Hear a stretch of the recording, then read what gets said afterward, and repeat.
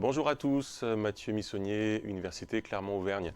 Bienvenue dans cette capsule vidéo sur la pédagogie de projet dans un contexte interdisciplinaire dans laquelle nous allons aborder les aspects historiques, théoriques, quelques points de repère pour la mise en œuvre. Alors quelques auteurs incontournables pour commencer avec une entrée par ces aspects historiques. Donc nous avons tout d'abord John Dewey, 1859-1952, philosophe américain qui est considéré comme l'initiateur de la pédagogie de projet. Ce que vous avez entendu certainement sous le terme de learning by doing. Généralement, on considère aussi que c'est un de ses collaborateurs, le pédagogue américain William Hurd Kilpatrick, qui en 1918 a précisé l'idée de project-based learning, selon laquelle tout enseignement doit procéder de l'expérience, s'organisant au travers d'un travail productif. La pédagogie de projet, c'est donc une pratique de pédagogie active qui produit des apprentissages à travers la réalisation d'une production concrète. Deuxième auteur que je souhaitais vous présenter, Ovid de Crowley, qui est un médecin psychologue et pédagogue belge.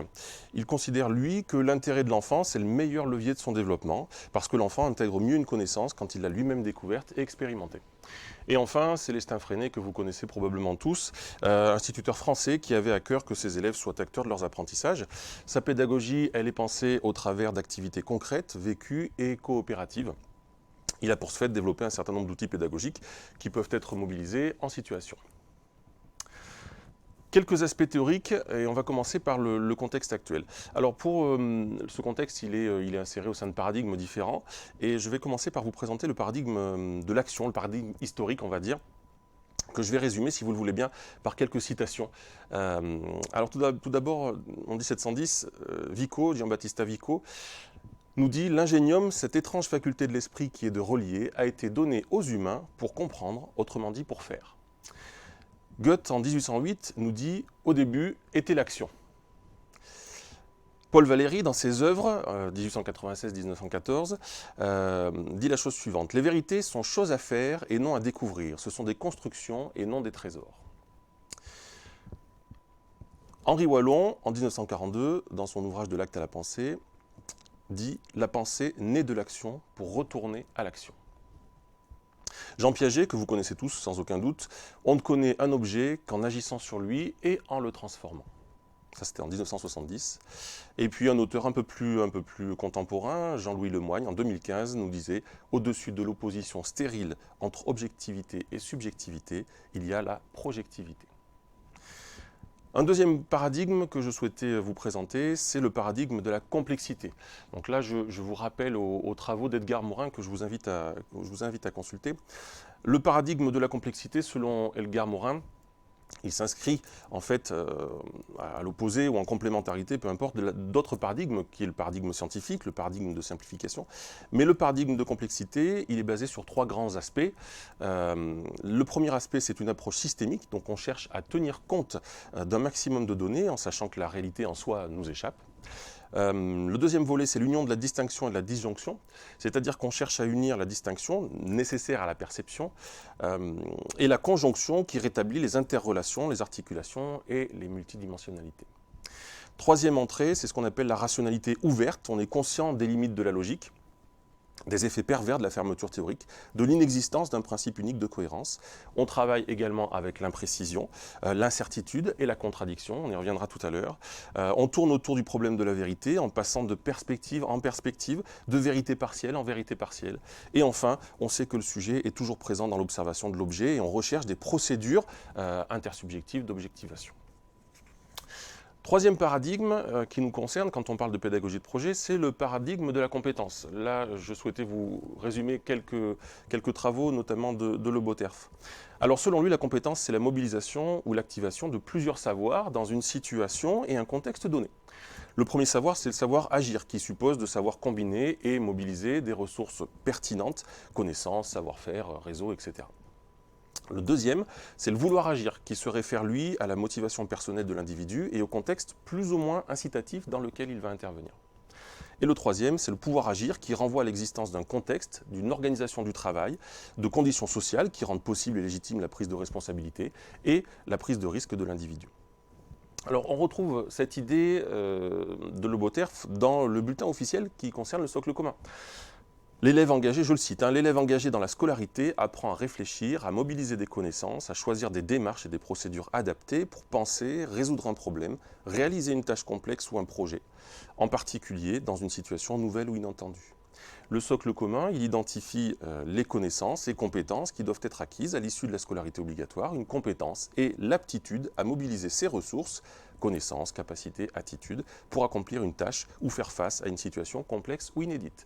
Ça, c'était dans le bulletin officiel du 23 avril 2015. Quatrième axe, le projet est un générateur de tâches complexes. Alors, selon Pernoud, les compétences ne s'enseignent pas, elles se construisent à travers des situations dont chacune entraîne la mise en synergie des ressources pertinentes, acquises séparément. Sans référence à des enjeux, à des configurations d'acteurs, à des contextes sociaux, il est bien évidemment difficile de concevoir des situations complexes susceptibles de développer telle ou telle compétence.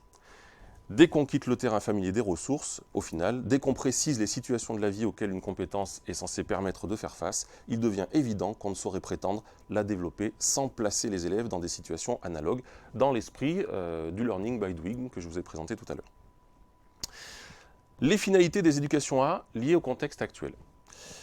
Alors, 4 finalités. La première serait déjà de former à la citoyenneté, faire société entre citoyens, autonomes mais solidaires, critiques mais également responsables.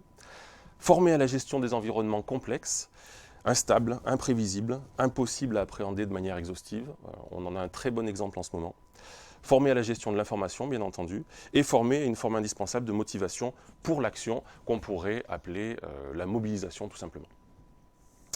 Alors, vers une définition synthétique, une démarche de projet, qu'est-ce que c'est en fait? Ce serait une entreprise collective qui est gérée par le groupe classe, on se place du point de vue de l'enseignant. Donc l'enseignant anime, mais ne va pas décider de tout, ce qui est une bascule par rapport à ce que l'on fait. Alors, elle peut rester essentiellement interne à une discipline, c'est rarement le cas, ou en concerner plusieurs, c'est plus souvent le cas effectivement, ou encore viser des apprentissages qu'on va dire non disciplinaires, de l'ordre de la gestion de projet par exemple, décider, planifier, coordonner, etc. Ou bien des compétences transversales des éducations A, on y reviendra tout à l'heure. Elle s'oriente cette démarche de projet vers une production concrète dans tous les cas, au sens large, ça peut être un texte, un journal, un spectacle, une scénette, etc., des créations artistiques ou artisanales, des fêtes, des enquêtes. Elle va induire un ensemble de tâches dans lesquelles tous les élèves peuvent s'impliquer et jouer un rôle actif qui va pouvoir varier en fonction de leurs moyens et de leurs intérêts.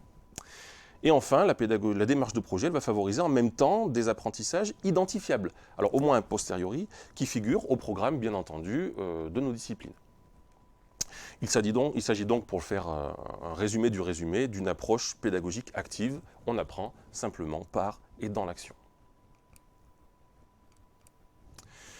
Alors, quelques objectifs visés. Alors, une démarche de projet, elle va pouvoir viser un ou plusieurs des objectifs premiers, des objectifs primaires suivants. Le premier, ça serait entraîner la mobilisation ou la construction de compétences dans des situations complexes. Le deuxième, accroître le sens des savoirs et le sens des apprentissages et les mettre en lien par un éventuel décloisonnement disciplinaire.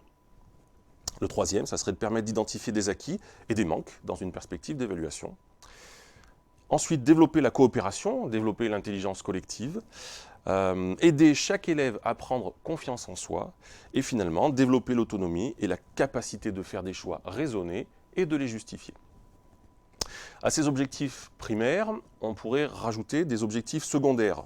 Deux, simplement, impliquer un groupe dans une expérience authentique, susceptible d'ancrer des valeurs communes au sein du groupe. Et puis, stimuler la pratique réflexive et les interrogations sur les savoirs et les apprentissages. Alors, il n'est évidemment pas nécessaire que chaque démarche de projet contribue à des apprentissages décisifs dans chacun de ces registres, évidemment. On n'est pas censé être exhaustif. Donc, pour résumer, la pédagogie de projet, elle permet globalement de motiver les élèves qui sont rendus plus acteurs, davantage à l'initiative des activités, plus impliqués dans la planification. Elle permet de gagner en autonomie et de prendre conscience de l'effort fourni et à fournir. Elle permet de développer des compétences disciplinaires, bien entendu, et transversales par la coopération, par exemple, l'esprit d'équipe, au travers des marges d'autonomie que l'on va laisser aux élèves.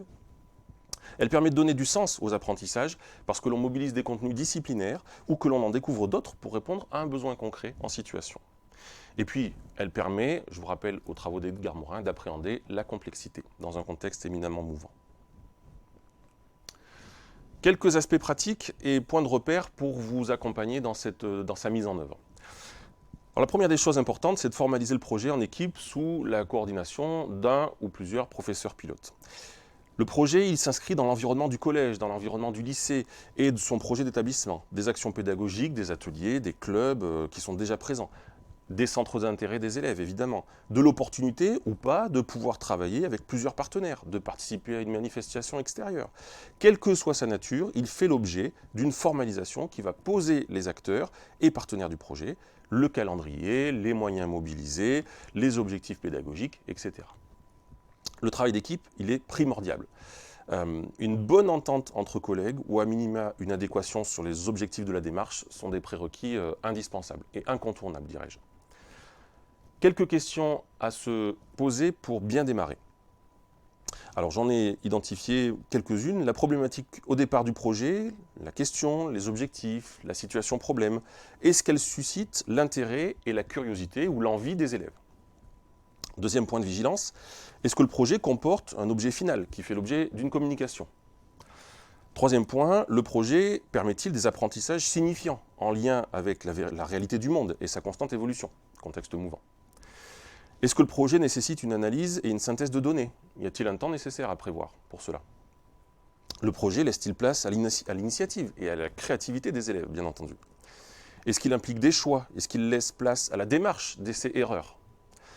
Est-ce que le projet favorise l'intégration de plus d'une discipline, de partenaires extérieurs?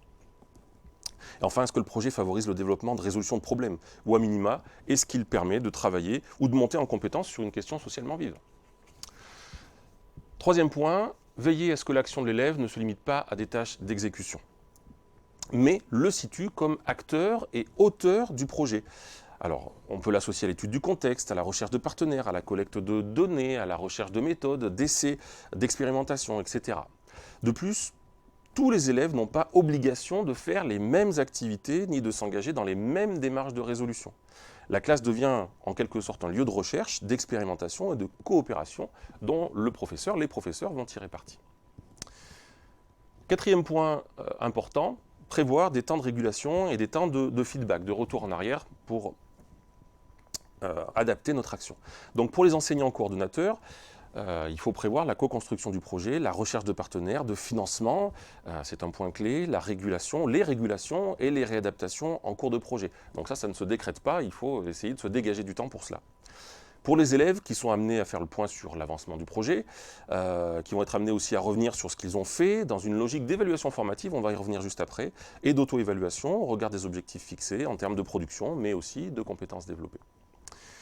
Enfin, un dernier point, plus ciblé sur les dérives et les écueils. On va ici souligner 4 points que je souhaitais porter à votre attention.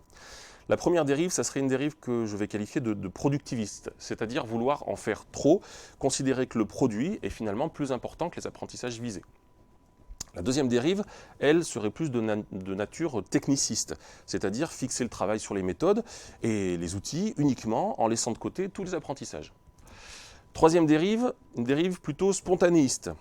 Alors c'est rarement le cas, mais ça arrive, le projet s'inventerait dans ce cas-là au fur et à mesure, sans avoir fixé des objectifs au départ, il s'auto-alimenterait sans qu'il y ait forcément de régulation, ni d'autocontrôle, ni de feedback.